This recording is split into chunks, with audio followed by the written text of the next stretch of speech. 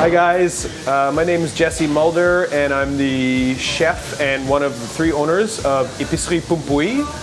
We're a small Thai restaurant located in Montreal in Petite Italie, and we've just been awarded the Thai Select. We've been open since November of 2017. And we're located on Saint-Zotique and Casgrain in the heart of Montreal's Little Italy district.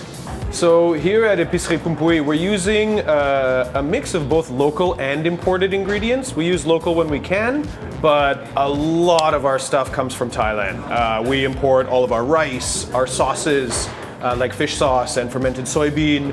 All of our noodle products come from Thailand.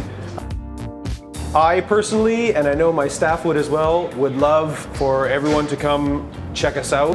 It's an amazing environment with a super solid team, and the food is absolutely delicious. Come see for yourself. Here at Pumpui, we take the COVID-19 pandemic extremely seriously, and you can rest assured that all and utmost hygienic measures are in place when it comes to sanitation, when it comes to hand washing and hand sanitization stations, and when it comes to wearing masks.